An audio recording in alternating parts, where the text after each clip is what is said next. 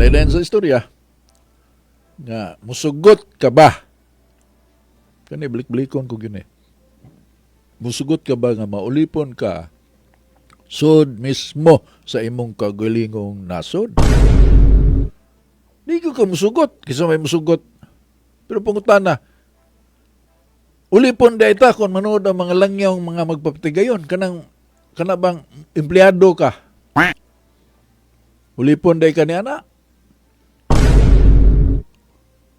Unya kung atong ingnon nga ulipon, kinsa may nag-ulipon na to karon mga kapwa Pilipino ro pod. Gagmay tag sweldo. Samtang og gipasud pa ng mga langyaw magpapatigayon, mububo silang puhunan din musubay sila sa atong balaod. Maka-paimplyo silang mga tao. Unya, mo kick in ang law of supply and demand. Mudako ang demand. Bisag mutabla na lang sa supply, sigurado na nga above minimum wage ang atong sweldo across the board. Mudagko ang sweldo sa mga trabante. Kaya daghan naman mga kasudlan, daghan naman mga ilog. Karon, daghang graduado, way kasudlan, magpatuna og kabaw. Samtang wa pay trabaho. May lang magpatuna og kabaw og ari diri sa inom-inom sa barkada. So ang iyang edukasyon ay kapuslanan, sagol sa dito sa mga eskwela. Og daghan ang kaso ingon ni anak mga igala. Diri sa gobyerno, run like hell by Filipinos. So karon ang hell nagkainit pagyud. Ang kanang impierno init man na, maglangoy-langoy ka sa init ba? Kanang kamo mga makasasa na minaw karon. Suri na lang ninyo kay maglangoy-langoy mamo sa kalayo. Ako di ang babaw, handay-handay. Murag na aircon kanunay. Nindot kay ako. Murag gapas ang akong ano, ang akong katre, murag gapas ba? Hayay kay ko niya. Ako mga amigo to sa ilawam galangoy-langoy sa kalayo sa impierno. Tawagalag ko na ninyo. Singgiti lang ko kay ihian ta mo rin makatilang og tubig.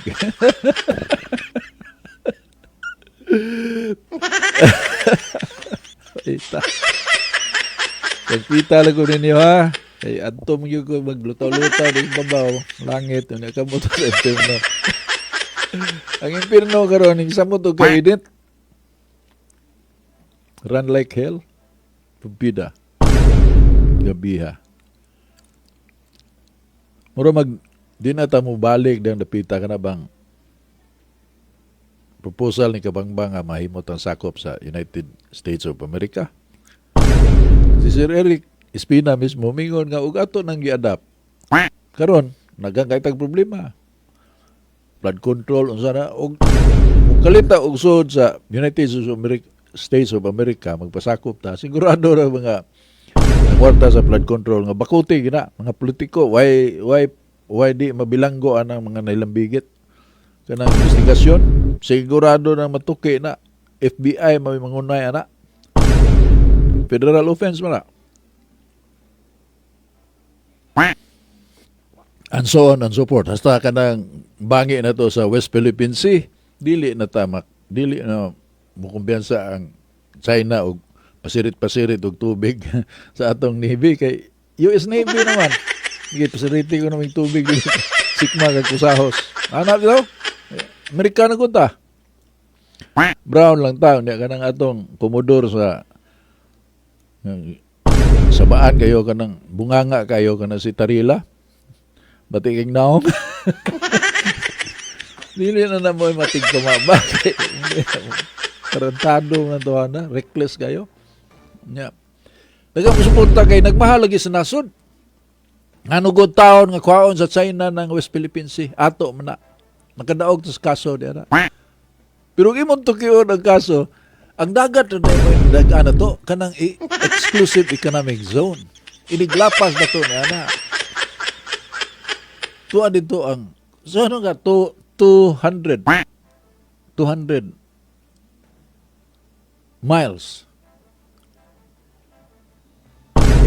200 miles gikan sa utlana na to sa atong exclusive economic zone.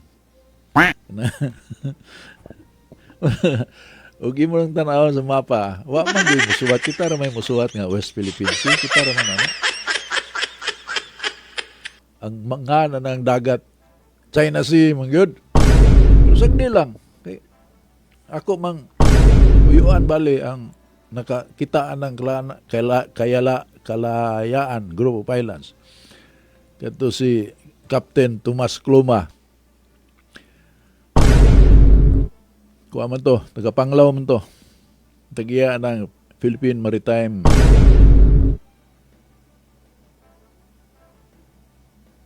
Institute. PMI. Mo na nakadiscovery dito. Iyang gingon nga, kami mo nakakitaan ng islaha, mga islaha. I-claim na ni Marcos. Pero unahan ra kayo na sa UNCLOS, Law of the Sea, nakadaog to sa Arbitral Court sa United Nations. Mao na istorya mga igala. Mao na giingon ni Marcolita nga mo file ta na may kapailan aron di na kuha ang atong isla ligon tang manalipon niya na kining